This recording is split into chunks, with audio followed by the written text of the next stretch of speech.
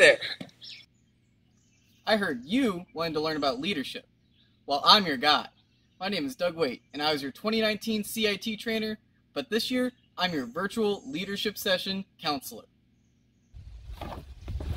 So for learning about leadership, the first thing we have to do is define it. Webster's dictionary defines leadership as leading a group of people. This is not very descriptive. So for the purposes of this session, we're going to be defining leadership as the quality a person has that helps a group accomplish a goal. This quality can come in many different shapes and sizes, and we're going to get into that later. But for now, we're going to do an exercise. So I want you to take a second, pause the video, and think of someone who represents a leader to you. So go ahead and do that now. Alright, now that you've done that, I'm going to give an example of someone who represents a leader to me. My good friend Daniel Roby, he was a 2019 program director, and he embodied a lot of what I think a leader should be. He's compassionate, he's caring about people's needs, and he's very good at communicating with people. So those are qualities that are important to me to being a leader, and they might match up with yours. People see different things in a leader, and they don't all need to match up. But we're going to get into the different kinds of leaders that there are, and what kind of leader you might be. So now we're going to do a little bit of an activity. So if you follow me, we're going to go out to the parade field. All right, this is going to be a leadership personality test based on two different variables. So follow along with your finger on the screen, unless you have a fancy touch screen, then you can just hover your finger.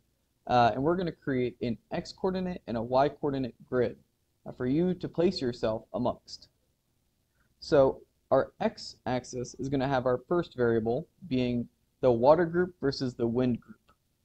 So the water group is going to be on our left, and they are described as being very flexible, and they find it very difficult to take stances. And on the right, we'll have the wind group. They're often described as being an open book because people know what they're thinking, and they often take stances very easily. All right, now you should have yourself placed somewhere along the X-axis. The further you go, the more strongly you associate yourself with that group.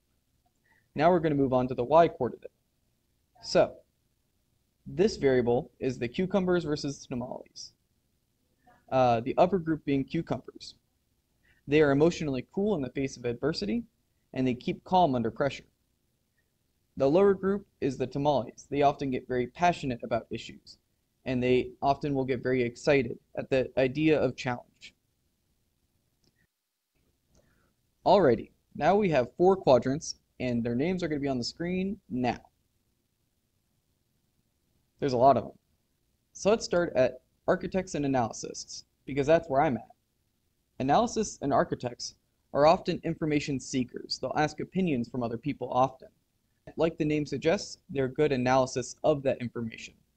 A downside to this group is that sometimes they get bogged down in the facts and opinions that they've received. In the upper right, we have drivers. Drivers are information and opinion givers. They're quick to give their opinion. Because of this, they're also quick to make a decision. They might also be too fast and make many mistakes along the way. In the bottom left, we have relationship masters.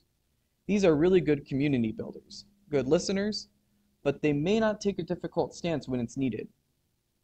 And then lastly, we have our spontaneous motivators in the bottom right. These people are very passionate, and like the name suggests, they're good motivators.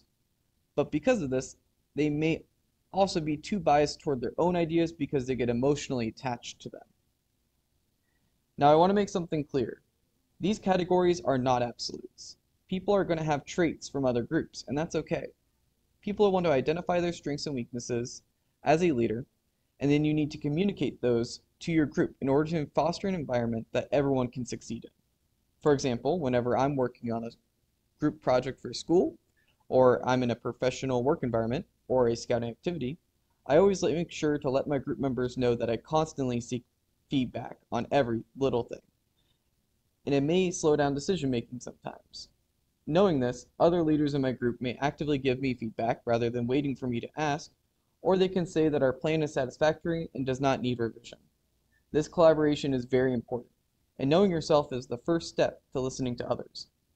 Now use this newfound information and seek to better yourself as a leader.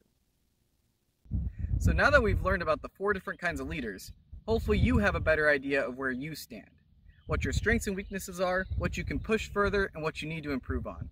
I want you to take these lessons and apply them elsewhere in your life, including future scouting experiences. So with that, hopefully I'll see you soon.